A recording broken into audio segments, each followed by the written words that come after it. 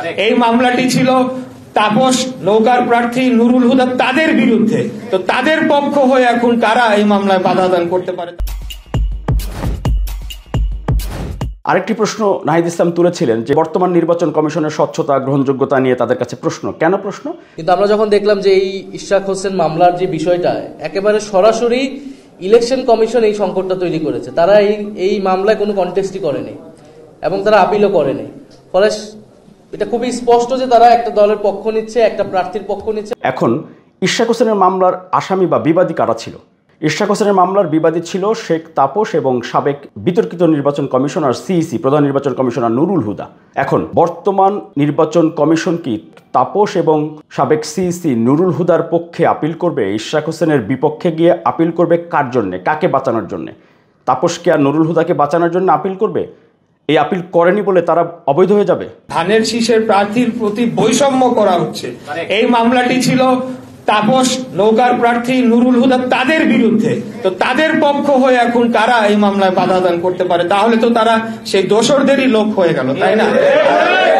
Appeal করবে কার বিরুদ্ধে? ইশরাক হোসেনের বিরুদ্ধে?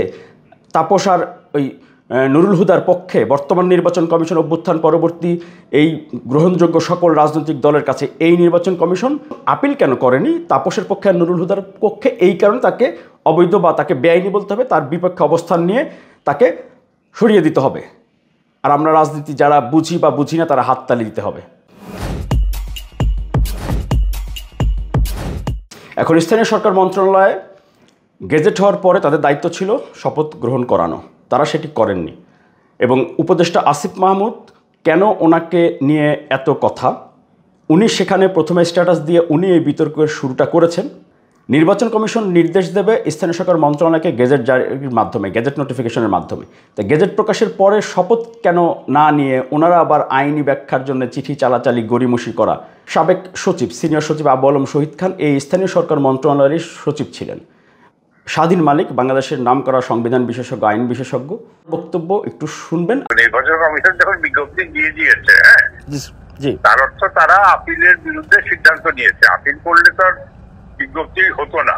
তো নির্বাচন কমিশন স্পষ্টতই স্থানীয় সরকার মন্ত্রণালয়ের বোঝা উচিত ছিল যে নির্বাচন কমিশন আপিল করবে না, তাই তারা বিজ্ঞপ্তি দিয়েছে। তবে স্থানীয় ওই বিজ্ঞপ্তির পরে স্থানীয় সরকার মন্ত্রণালয় তার যেটা দায়িত্ব সেটা পালনে উদ্যোগী হওয়া উচিত ছিল।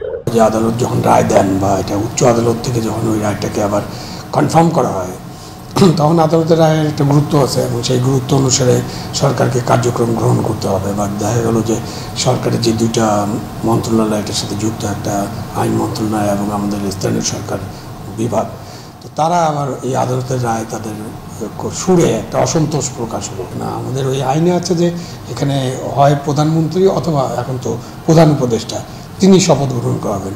তো এখন লোকাল গভর্নমেন্ট মিনিস্ট্রি যদি শপথ গ্রহণের জন্য প্রধান উপদেষ্টার কাছে সময় না চায়, তো আমরা একটা মোটামুটি ইয়ার মধ্যে আছি, সন্দেহের মধ্যে আছি। আপনার আইন না বুঝতে পারেন এটি সবার বোঝার কথাও না। আমি যে তথ্যগুলো, যেই আইনগুলো, যে প্রমাণগুলো উপস্থাপন করলাম, যদি আপনাদের একজনও এখানকার কোনো বিষয় নিয়ে আপত্তি থাকে অবশ্যই আমাকে সেটি জানাতে পারেন, চ্যালেঞ্জ করতে পারেন বা বাংলাদেশের যে কোনো আইন বিশেষজ্ঞের মতামত নিতে পারেন।